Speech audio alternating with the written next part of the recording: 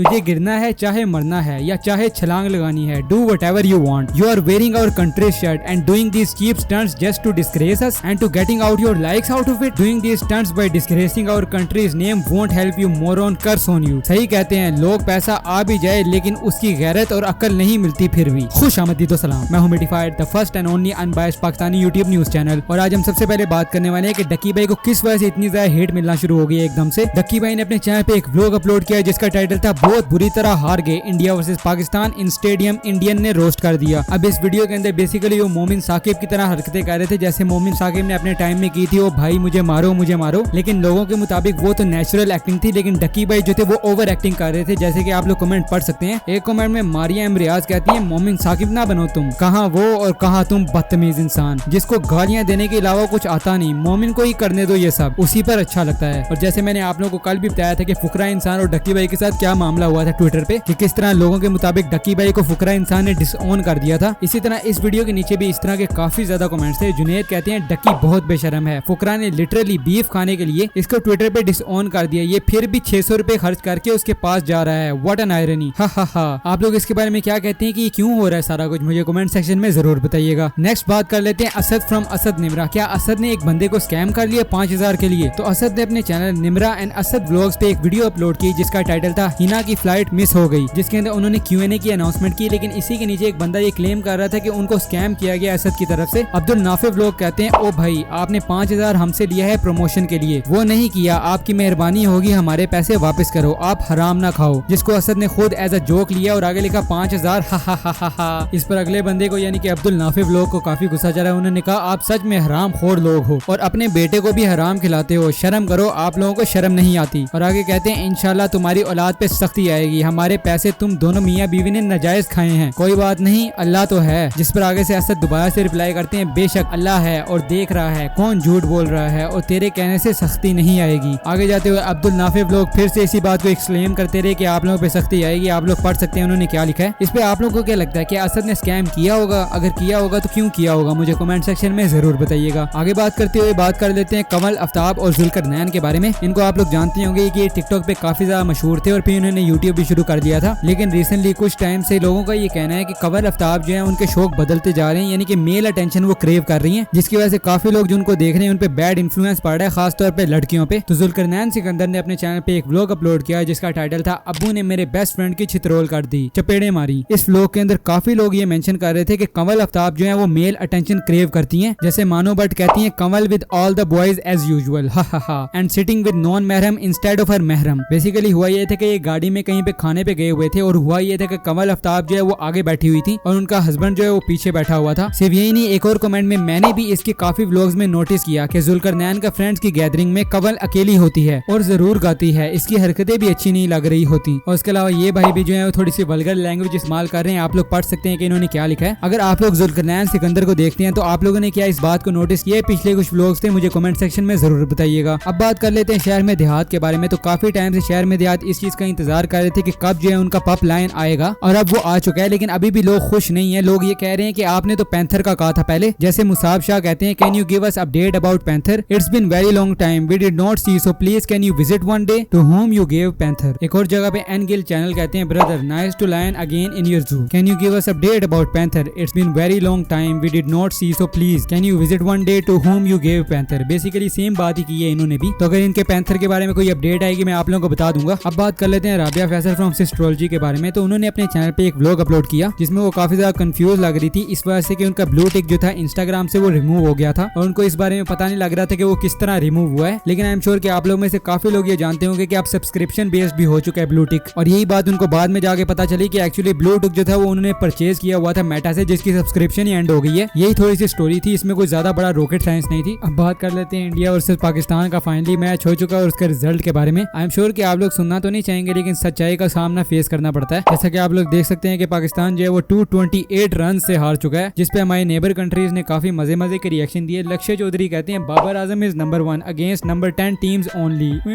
इसके बाद लक्ष्य चौधरी एक और ट्वीट में कहते हैं इतने रन बाकी बचे हैं कि एक बारी और पूरे पाकिस्तानी टीम को बैटिंग दे दे तो फिर भी हार जाएंगे ये। भाईजान ये तो कुछ सार्केज्म ज्यादा ही पीक पे है। इरफान पठान का भी आप लोगों को पता होगा, वो कहते हैं खामोशी छाई हुई है काफी, लगता है पड़ोसियों ने टीवी के साथ साथ मोबाइल भी तोड़ दिए हैं। चलिए ये तो इंडियन रिएक्शन की थोड़ी सी समरी होगी। अब बात कर लेते हैं पाकिस्तानी यूट्यूबर्स की और किस तरह उनको हेट मिल रहा था। दानियाल शेख ने अपनी इंस्टाग्राम पर एक स्टोरी लगाई जिसमें वो लिखते हैं he loves playing against Pakistan, king Kohli how can we chase this mighty total. अब लोगों को लगा कि दानियाल भाई ने जो है वो उठा के मुंह में डाल दी है, जिसपे उन्होंने काफी ज्यादा हेट मिलना शुरू हो गया। दानियाल शेख उस पे कहते हैं some nationalist kids in Pakistan get angry whenever I post anything about Kohli. अपना नेशनलिज्म साइड पे रखो and then use your brain. Virat is the greatest ODI batsman of our time. Look at his stats against our country. Don't get hurt, learn to appreciate your opponent, let's hope for Pakistan success. CB Arsalan भी अपने Twitter पे tweet करते हुए कहते हैं कोहली से century खाना routine हो गया था, इसलिए इस दफा हमने केएल राहुल से भी खा ली। इसके अलावा मुबीनुल हक ने भी वीडियो रिएक्शन दिए और मिस्टर जे प्लेज ने भी वीडियो रिएक्शन दिया अपनी इंस्टाग्राम की स्टोरी पे। मिस्टर जे प्लेज ने कुछ प्रेडिक्शंस बेट्स की थी इंस्टा लाइव पर जो करेक्ट निकली और जिस पर कुछ लोग उनको पनौती भी बोल रहे थे। आप खुद सुने कि उन्होंने क्या कहा। और पब्लिक एक और चीज ये है कि मैंने जितनी प्रेडिक्शंस दी थी, अगर तुम लोग लाइव स्ट्रीम पे थे मेरी इंस्टा के, वहां पे तुम लोगों ने क्लिप्स करा बनाए हैं, जो मेरी यूट्यूब पे लाइव स्ट्रीम है उसकी प्रेडिक्शन तुम लोगों ने बनाई है, ठीक है। हाँ जी गाइस, तो कैसे हो सारे। भाई की 4 से 5 प्रेडिक्शंस बिल्कुल ठीक हुई हैं। जो लाइव स्ट्रीम देख रहे थे मुझे इंस्टा के ऊपर, सही है,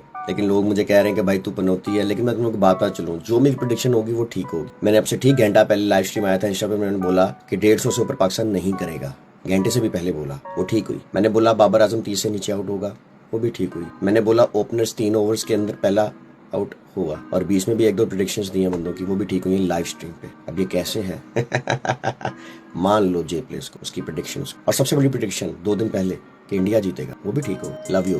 अब हम बात कर लेते हैं मोमिना सुंदास के बारे में, जो कि शाबिर जाफरी की सिस्टर है। वो काफी ज्यादा गुस्से में थी। किस वजह से मैं आप लोगों को बता देता हूँ। काफी गुस्सा वो इस वजह से थी बैंक की एडवर्टाइजमेंट्स की वजह से, कि पहले बैंक जो है वो आपके पीछे पड़े होते हैं और बताते हैं कि कितना ईजी होता है प्रोसेस अकाउंट खोलने का, और फिर जब आप लोग अकाउंट खोल लेते हैं और उसमें पैसे डलवा लेते हैं तो बाद में वो आपकी कॉल भी नहीं उठाते, जिसपे वो कहती है कि 1 मंथ हो गया, और गुस्से वाला आगे इमोजी लगाया उन्होंने। लास्टली बात कर लेते हैं नादिर अली के बारे में। तो नादिर अली को किसी न किसी बात पर हेट मिलता रहता है, लेकिन उसकी वजह सामने नहीं आती है। तो रिसेंटली उन्होंने अपनी इंस्टाग्राम पर एक और पोस्ट की जिसमें उन्होंने रिवील किया कि उनकी अगली पॉडकास्ट जो है वो मौलाना तारिक जमील के साथ करने वाले हैं। पर वहाँ पर कमेंट सेक्शन में लोग तो उन्हें कुछ और ही कह रहे थे। हसन कमाल कहते हैं नादिर भाई खुदा के लिए उल्टे सवालात ना करना बस। दूसरी साहब आयम फराज भी कहते हैं सोच समझ के सवाल करना, मौलाना साहब से फजूल सवाल नहीं करना। उसके अलावा भी शायद उन्होंने किसी लास्ट पॉडकास्ट के अंदर क्रिकेट एनालिस्ट को बुलाया था और वहाँ पर उन्होंने इंडिया को काफी ज्यादा ट्रोल किया था, जिनके रिप्लाई में उनको काफी ज्यादा कमेंट्स इस बात के भी हेट के मिल रहे थे। कोई मैच के रिलेटेड ही कि मैच इंडिया जीत गया, क्योंकि इंडिया जीत गया था, जाहिर सी बात है। आप लोगों को क्या लगता है, क्या नादिर अली को जो हेट मिलता है वो ठीक है या गलत है? मुझे कमेंट सेक्शन में जरूर बताइएगा। तो बस आज के लिए मेरे पास इतनी न्यूज थी। अगर आप लोगों को वीडियो पसंद आई है तो इसे लाइक कर देना। मैं आप लोगों से मिलता हूँ अगली वीडियो में। अल्लाह हाफिज।